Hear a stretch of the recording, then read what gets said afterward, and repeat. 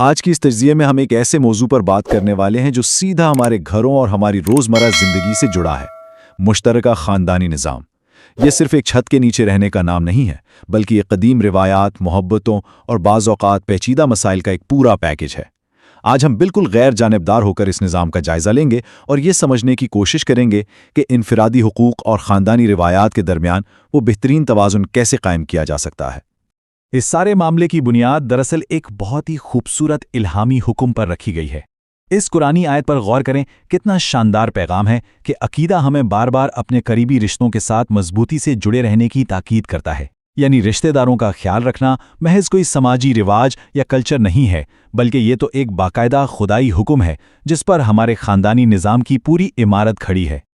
تو چلیے جلدی سے دیکھ لیتے ہیں کہ آج ہمارا روڈ میپ کیا ہوگا۔ ہم شروعات کریں گے مشترکہ خاندانی نظام کے بنیادی تصور سے، پھر اس کے فوائد پر بات کریں گے، اس کے بعد مشترکہ رہائش میں پیش آنے والے روزمرہ مسائل کو سمجھیں گے، ان کا عملی اور اسلامی حل تلاش کریں گے، اور آخر میں اس حساس موضوع پر بات کریں گے کہ رشتے کیسے بچائے جائیں، چاہے رہائش علیحدہ ہی کیوں نہ ہو۔ حصہ اول: مشترکہ خاندانی نظام کا تصور۔ سب سے پہلے تو یہ سمجھنا ضروری ہے کہ آخر ہم کس نظام کی بات کر رہے ہیں۔ یہ ایک ایسا سیٹ اپ ہے جہاں کئی نسلیں، یعنی دادا دادی، ان کی اولادیں اور پھر آگے سے پوتوں اور نواسوں تک سب ایک ہی چھت کے نیچے رہتے ہیں۔ یہ ایک ایسا گھر ہے جہاں خوشیاں اور دکھ سب کچھ سانجھا ہوتا ہے۔ اور اس پورے سیٹ اپ کی جان، اس کی روح جو ہے نا، وہ صلہ رحمی کے تصور میں چھپی ہے۔ صلہ رحمی کا مطلب صرف عید شبرات پر مل لینا نہیں ہے، بلکہ رشتوں کو قائم رکھنا، ان کا دل سے احترام کرنا اور ان کے حقوق ادا کرنا ہے۔ یہ خاندانی تانے بانے کو مضبوط رکھنے کا ایک ایسا اسلامی فریضہ ہے جو پورے خاندان کو ایک یونٹ بنا کر رکھتا ہے۔ حصہ دوم: نظام کے نمایاں فوائد۔ اب ظاہر ہے جب اتنے سارے لوگ ایک ساتھ محبت سے رہیں گے تو اس کے کچھ بے مثال فوائد تو ہوں گے ہی۔ اس روایتی نظام کی جو اندرونی خوبصورتی ہے اس سے ہم بالکل انکار نہیں کر سکتے۔ احادیث مبارکہ میں تو یہاں تک وعدہ کیا گیا ہے کہ جو لوگ خاندانی رشتوں کو جوڑ کر رکھتے ہیں ان کے رزق اور عمر میں برکت ڈال دی جاتی ہے۔ ذرا سوچئے عملی طور پر اس کا کتنا فائدہ ہے۔ گھر کے بزرگوں کو اکیلا پن محسوس نہیں ہوتا، ان کی مسلسل دیکھ بھال ہوتی رہتی ہے۔ باہمی محبت اور سپورٹ کا ایک ایسا ماحول بنتا ہے جہاں بچوں کی بہترین اجتماعی تربیت ہوتی ہے، کیونکہ انہیں کئی رشتوں کا پیار اور رہنمائی ایک ساتھ مل رہی ہوتی ہے۔ حصہ سوم: مشترکہ رہائش کے عام مسائل۔ لیکن ٹھہریے، جہاں اتنے سارے افراد ایک ساتھ رہتے ہوں وہاں ہر وقت سب کچھ پرفیکٹ تو نہیں رہ سکتا نا۔ ہمیں بڑی حقیقت پسندی کے ساتھ ان چیلنجز اور روزمرہ کے اختلافات کو بھی تسلیم کرنا ہوگا جو اس وقت سر اٹھاتے ہیں جب ایک ہی گھر میں سب کی حدود آپس میں ٹکرانے لگتی ہیں۔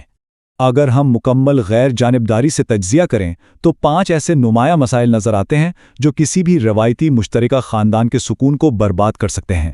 ان میں انفرادی حقوق کا غصب ہونا، باتوں باتوں میں تانے دینا، پیسوں کا حساب کتاب الجھ جانا، میاں بیوی کے بیچ دوسروں کا بولنا اور بچوں کی تربیت کے معاملات میں کنفیوژن شامل ہے۔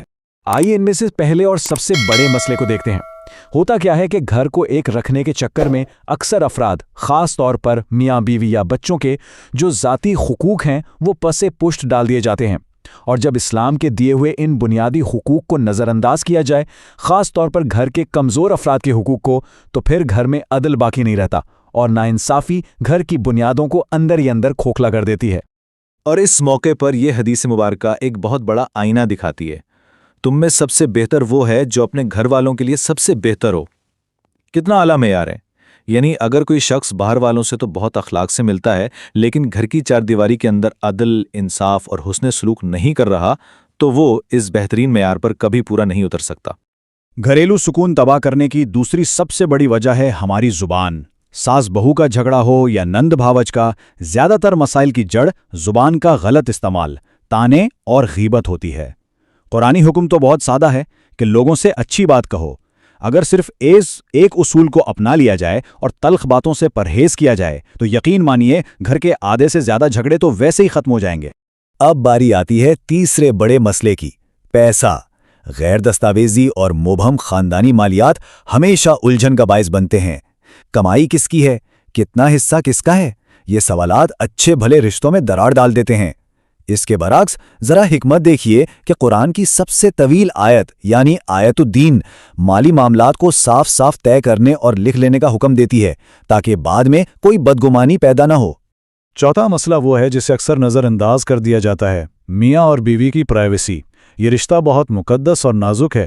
جب خاندان کے دیگر افراد ان کے نجی معاملات میں خواہ کی مداخلت کرتے ہیں تو ازدواجی سکون بالکل تباہ ہو جاتا ہے۔ تاریخ اسلام میں تو اس کی واضح مثالیں ہیں کہ پرائیویسی کی حفاظت کے لیے باقاعدہ الگ جگہیں دی گئیں، جیسے نبی کریم صلی اللہ علیہ وآلہ وسلم نے حضرت فاطمہ اور حضرت علی رضی اللہ عنہما کے لیے علیحدہ گھر کا انتظام فرمایا تھا۔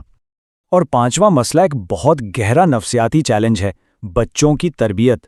جب ایک ہی گھر میں دادا کچھ اور کہہ رہے ہوں، چاچا کچھ اور ہدایت دے رہے ہوں اور والدین کے اصول کچھ اور ہوں تو بچے شدید کنفیوز ہو جاتے ہیں۔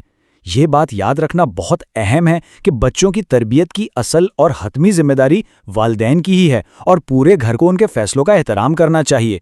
حصہ چہارم، مسائل کا اسلامی حل۔ خیر، مسائل تو ہم نے گنوا دیے، لیکن کیا اسلام نے ہمیں ان الجھنوں میں اکیلے چھوڑ دیا ہے؟ بالکل نہیں۔